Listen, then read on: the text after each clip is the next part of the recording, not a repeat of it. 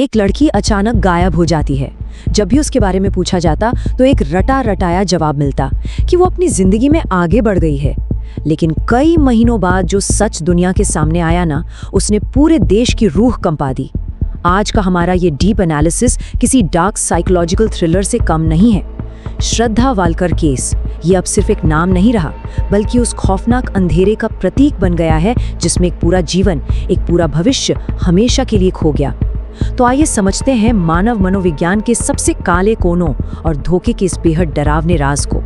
हमारा ब्रेकअप हो गया है, बस ये चंद शब्द। सोचिए, एक इतने बड़े और खौफनाक सच को छिपाने के लिए सिर्फ इसी एक लाइन का इस्तेमाल किया गया।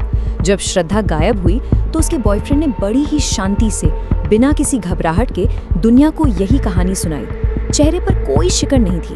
ये एक ऐसा सफेद झूठ था जिसने शुरुआत में पुलिस से लेकर दोस्तों तक सबको गुमराह कर दिया। एक इंसान समाज के बीच से बिल्कुल अचानक गायब हो जाता है और किसी को भनक तक नहीं लगती। महीनों तक एक भयानक अपराध इसी एक वाक्य के साए में छिपकर पनपता रहा। चलिए सबसे पहले बात करते हैं एक रहस्यमयी गुमशुदगी की और समझते हैं कि कैसे ये पूरी कहानी प्यार से खौफ तक पहुंचते। इस पूरी त्रासदी के जड़ों को समझने के लिए ना हमें थोड़ा पीछे जाना होगा।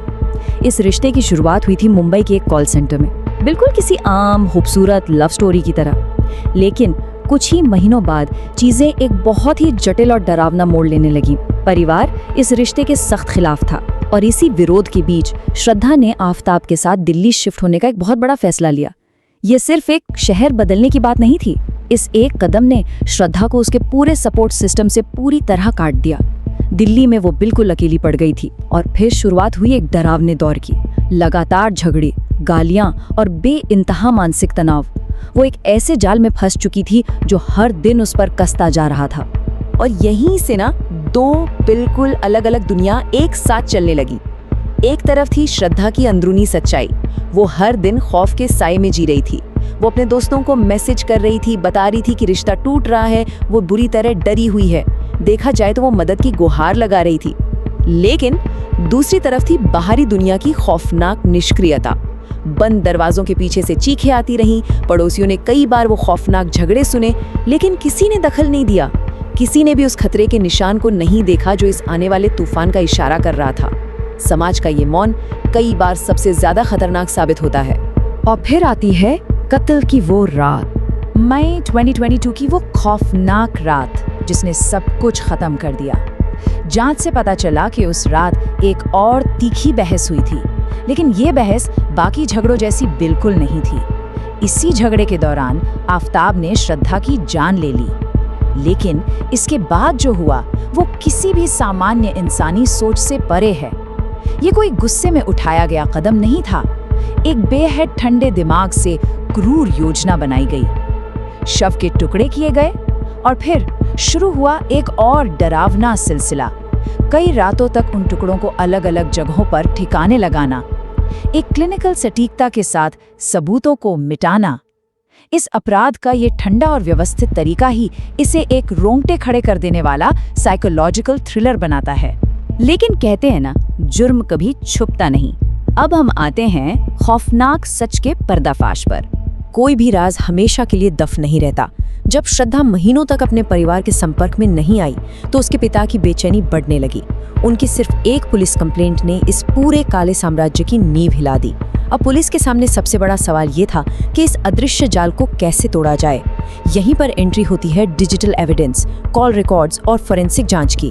पुलिस ने डिजिटल फुटप्रिंट्स खंगाले, हर एक लोकेशन को ट्रेस किया और सबसे बड़ी बात, फोरेंसिक टीम ने उस घर से खून के ऐसे सबूत निकाले जो एकदम अकाट्य थे।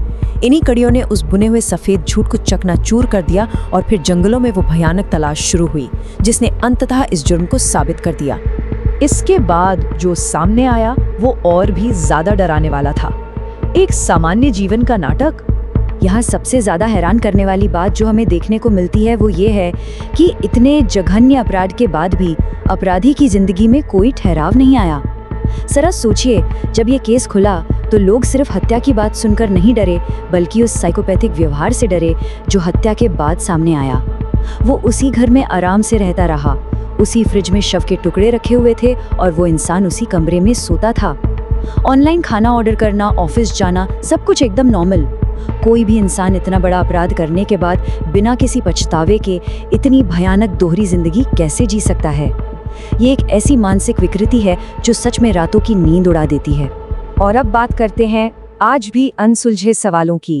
इस पूरे मामले ने हमारे देश की चेतना को अंदर तक झकझोर कर रख दिया है। जिस भरोसे पर वो टिकी थी, वही उसकी सबसे बड़ी गलती बन गया। ये इस पूरी त्रासदी का सबसे कड़वा और दुखद सच है। प्यार और भरोसा जो किसी भी रिश्ते की सबसे बड़ी ताकत होते हैं, वही श्रद्धा की सबसे बड़ी कमजोरी बन गए। ये एक बेहद डार्क विडंबना है कि जिसके साथ उसने एक सुरक्षित भविष्य का सपना देखा था, उसी इंसान ने उसे ये खौफनाक अंत दिया। इस एक्सप्लेने के अंत में ये केस हमारे सामने कुछ ऐसे सवाल छोड़ जाता है जो बहुत लंबे समय तक गूंजते रहेंगे। क्या ऐसे कोई रेड फ्लैग्स या चेतावनी के संकेत थे जिन्हें हम समाज के रूप में पूरी तरह अनदेखा कर गए? क्या सही समय पर अगर दोस्तों या पड़ोसियों ने दखल दिया होता तो श्रद्धा को बचाया जा सकता था? ये सिर्फ एक पुलिस केस की फाइल बंद होने की बात नहीं है। ये इस बात पर एक बहुत बड़ा प्रश्न चिन्ह है कि हम अपने आसपास के लोगों को वास्तव में कितना जानते हैं। उन बंद दरवाजों के पीछे कौन सा डरावना सच पनप रहा है, ये शायद हम कभी नहीं जान पाएंगे।